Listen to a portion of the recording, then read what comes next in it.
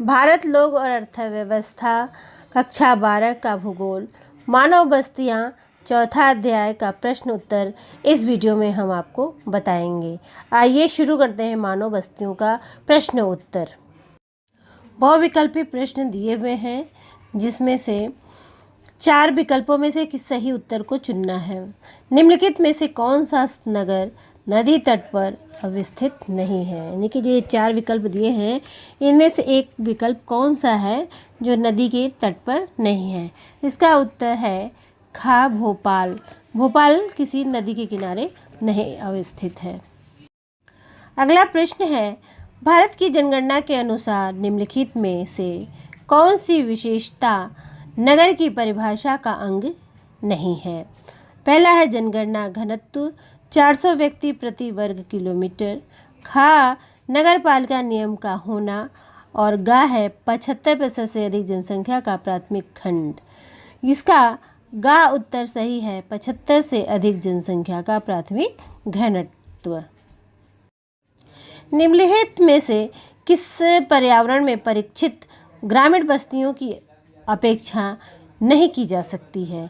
गंगा का जलोढ़ मैदान, राजस्थान के शुष्क और अर्ध शुष्क क्षेत्र, हिमाचल की निचली घाटियाँ, उत्तर पूर्व के वन और पहाड़ियाँ। यह जो है इसका उत्तर है गंगा का जलोढ़ मैदान। निम्नलिखित में से नगरों का कौन सा वर्ग वर्ष 2011 में अपने पदानुक्रम के अनुसार क्रमबद्ध है। इसके 4 विकल्प दिए हुए हैं, इसमें से विकल्प घ सही है, बृहद, मुंबई, कोलकाता, दिल्ली और चेन्नई। लघु उत्तरीय प्रश्न। निम्नलिखित प्रश्नों के उत्तर लगभग 30 शब्दों में दीजिए। प्रश्न है, गैरिसन नगर क्या होते हैं, उनका क्या प्रकार होता है। उत्तर है गैरिसन नगर या छावनी नगर की स्थापना सैन्य संबंधी कार्यों के संपादन हेतु की जाती है। इन नगरों को कैंट या कैंटोनमेंट भी कहा जाता है। इन नगरों में सैन्य अभ्यास, प्रशिक्षण, कार्यालय तथा सेना संबंधी अन्य कार्य मुख्य रूप से किए जाते हैं। इसके अंतर्गत जो शहर हैं अम्बाला, जालंधर, महू, बबीना तथा उधमपुर भारत के प्रमुख गैरिसन नगर हैं। अगला लघु उत्तरीय प्रश्न है, किसी नगर संकुल की पहचान किस प्रकार की जा सकती है।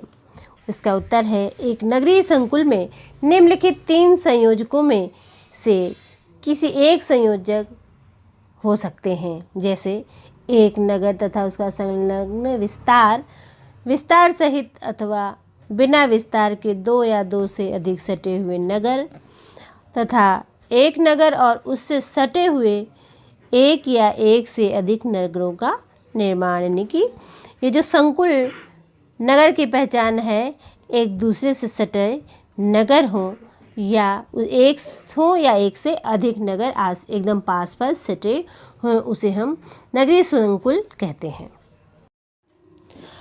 लघुत्तरीय प्रश्न का अगला प्रश्न है, मरुस्थलीय प्रदेशों में गांवों की अवस्थिति के कौन से मुख्य कारण है। उत्तर है मरुस्थलीय प्रदेशों में गांवों की अवस्थिति में जल की उपलब्धता सर्वाधिक महत्वपूर्ण तथा प्रभावशाली कारक होता है। यानी कि जो मरुस्थलीय क्षेत्र है वहाँ पर जल की उपलब्धता ही गांव की बसने का मुख्य कारण होते हैं, क्योंकि पानी की ज़रूरत अधिक होती है किसी स्थान को बसाने के लिए या गांव को बसाने के लिए। इसके अंतर्गत कृषि योग्य भूमि की उपलब्धता तथा जलवायु दशाएं भी मरुस्थलीय प्रदेशों में गांवों की अवस्थिति को प्रभावित करती हैं। अगला लघु उत्तरीय प्रश्न है, महानगर क्या होते हैं, ये नगरीय संकुलों से किस प्रकार भिन्न होते हैं। इसका उत्तर है 10 लाख से 50 लाख तक की जनसंख्या वाले नगरों को महानगर कहते हैं, जबकि कई महानगर एवं मेगा नगर मिलकर नगरीय संकुल बनते हैं, जिनमें जनसंख्या 50 लाख से अधिक होती है। यानी कि जो छोटे छोटे मेगा नगर हैं, यानी कि महानगर हैं, उन सबको मिलाकर एक बड़ा संकुल नगर बनता है, जिसकी जनसंख्या 50 लाख से अधिक होती है। महानगर यानी कि छोटे नगर और उससे जो बड़े नगर होते हैं उसे महानगर कहते हैं। अगला है दीर्घ उत्तरीय प्रश्न।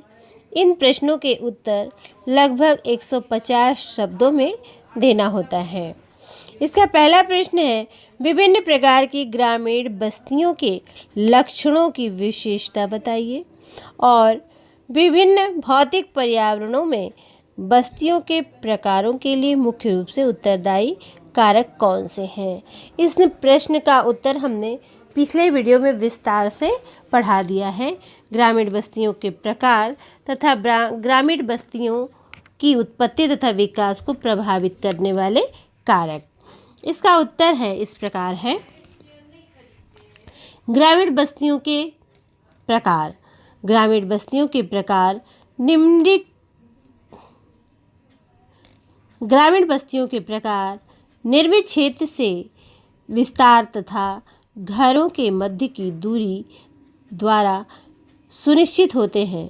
भारत के उत्तरी मैदानी भाग में कुछ 100 घरों वाले गुच्छित गांव प्रमुखता देखने को मिलते हैं, जबकि देश के अन्य भागों में ग्रामीण बस्तियों में अन्य प्रकार पाए जाते हैं। यदि मोटे तौर पर देखा जाए तो भारत में निम्नलिखित 4 प्रकार की ग्रामीण बस्तियां मिलते हैं। पहला है गुच्छित बस्तियां, दूसरा है अर्धगुच्छित बस्तियां, तीसरा है पल्ली बस्तियां और चौथा है परिचित बस्तियां या एकाकी बस्तियां। पहला हम देखते हैं गुच्छित बस्तियां। इस प्रकार की बस्तियों को संकुलित या आकेंद्रित भी कहा जाता है। इन ग्रामीण बस्तियों की विशेषता निम्नलिखित है, इस प्रकार है। यह बस्तियां सघन या घरों के संघनत निर्मित क्षेत्र के रूप में मिलती हैं। इन बस्तियों में रहन सहन का एक स्पष्ट क्षेत्र होता है, जिसमें समीपवर्ती भागों में कृषि भूमि तथा चारागाह भूमि होते हैं। यानी कि जो बस्ती है इसके आसपास खेती योग्य भूमि पशुओं के लिए चारा तथा पशु पाले जाते हैं। दूसरा है घरों में संकुलित निर्मित क्षेत्र तथा उनके मध्य मिलने वाले रास्ते या गलियां आयताकार, आरीय तथा रेखीय प्रतिरूप प्रस्तुत करते हैं। और अगला है, इस प्रकार बस्तियां भारत के अत्यंत उपजाऊ जलोढ़ मैदानों तथा उत्तरी पूर्वी राज्यों में पाई जाती है। इस प्रकार की जो बस्तियां हैं गंगा, जमुना, ब्रह्मपुत्र, सतलज के मैदानों में इस प्रकार की बस्तियां यानी गुच्छित बस्तियां पाई जाती हैं। कई बार लोग सुरक्षा के कारणों से संहत गांव में रहते हैं। यानी कि कई बार लोग क्या करते हैं, जो सघन बस्ती है वहाँ पे जाकर रहने लगते हैं। ऐसे गांव भारत में बुंदेलखंड क्षेत्र एवं नागालैंड क्षेत्र में पाए जाते हैं। अगला है अर्धगुच्छित या विखंडित बस्तियां। इस प्रकार की बस्तियों को विखंडन के नाम से भी जाना जाता है। इस बस्तियों को निम्नलिखित विशेषताएं पाई जाती हैं। प्रायः किसी बड़े संहत गांव के पृथक्करण या विखंडन के फलस्वरूप ऐसे प्रदूत निर्मित होने हैं। यानी कि कोई बड़ा गांव है वो टूट गया हो, उसमें से कुछ लोग निकल के कहीं और अलग जाकर घर बनाकर रहने लगे हैं। इन बस्तियों में ग्रामीण समाज का एक या एक से अधिक वर्ग स्वेच्छा या मजबूरी से मुख्य गुच्छित बस्ती अथवा गांव से कुछ दूरी पर अलग बस्ती बनाकर रहने लगता है। इन बस्तियों में सामान्यतः भूस्वामी और समाज के प्रभावशाली लोग गांव के केंद्रीय भाग में रहते हैं, जबकि समाज के गरीब वर्ग के लोग गांव के बाहरी भाग में रहते हैं। अगला है पल्ली बस्तियां। इस प्रकार की बस्तियां मुख्य विशेषताएं इस प्रकार हैं। इस प्रकार की बस्तियों का निर्माण जाति व्यवस्था के कारण उत्पन्न सामाजिक अलगाव से होता है। यह अलगाव कभी कभी संबंधित गुच्छित बस्तियों को विखंडित कर देता है। इस प्रकार की बस्तियों में एक से अधिक जातियों के लोग एक ही गांव में रहते हैं। इस प्रकार की बस्तियां मुख्य रूप से मध्य गंगा के मैदान तथा निम्न गंगा के मैदान, छत्तीसगढ़ एवं हिमालय की निचली घाटियों में मुख्य रूप से मिलती हैं। अगला है परिचित या एकाकी बस्तियां। इस प्रकार की बस्तियों की विशेषताएं इस प्रकार है।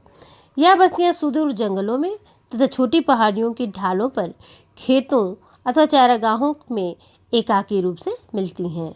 इस प्रकार की जो बस्तियां हैं पहाड़ी क्षेत्रों में या जंगलों में मिलते हैं। इन बस्तियों का विकास निवास क्षेत्र के भूमि संसाधनों की अत्यधिक विखंडित प्रकृति के कारण होता है। यह बस्तियां भारत के मेघालय, उत्तराखंड, हिमाचल प्रदेश, केरल तथा अन्य राज्यों में पाए जाते हैं, पहाड़ी क्षेत्रों में पाए जाते हैं। इस प्रकार ग्रामीण बस्तियों की उत्पत्ति तथा विकास को प्रभावित करने वाले कारक भी हैं।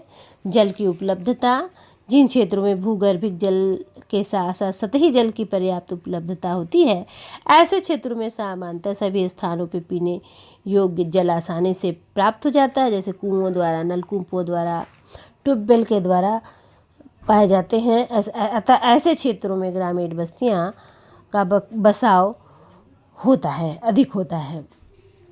अगला है उच्चावच।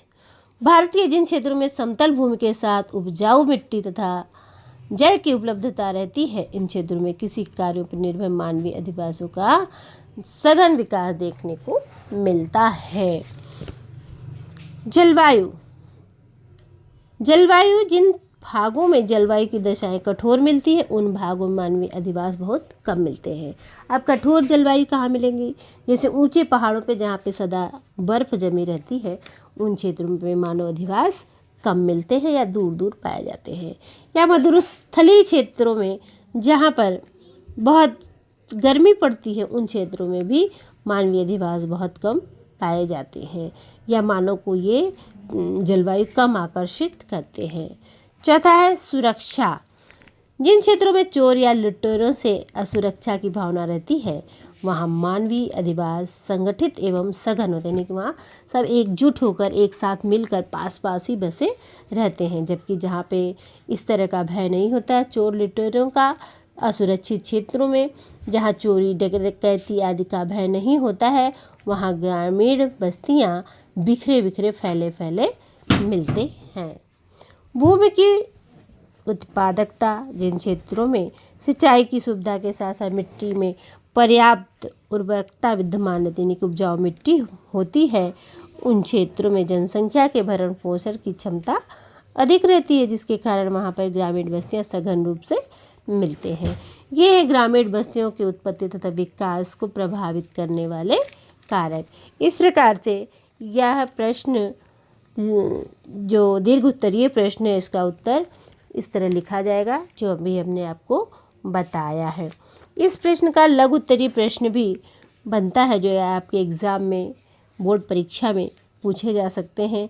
गुच्छित बस्तियां तथा अर्धगुच्छित बस्तियों में क्या अंतर होते हैं? तो गुच्छित बस्तियां और दूसरी तरफ अर्धगुच्छित बस्तियां लिखकर इसके अंतर को स्पष्ट किया जा सकता है। यह इम्पॉर्टेंट प्रश्न है, यह बोर्ड परीक्षा में आ सकता है। अब यहीं पर मानव बस्तियों का प्रश्न उत्तर का अध्याय समाप्त हो रहा है। जो न समझ में आया हो उसे कमेंट करके आप पूछ सकते हैं। इस वीडियो को लाइक करें तथा अब तक जिन्होंने चैनल को सब्सक्राइब नहीं किया है, इसे सब्सक्राइब भी कर दें तथा वीडियो को अपने दोस्तों में शेयर करें, जिस प्रकार से वीडियो में दिखाया जा रहा है। फिर मिलेंगे अगले वीडियो में नए अध्याय के साथ। धन्यवाद।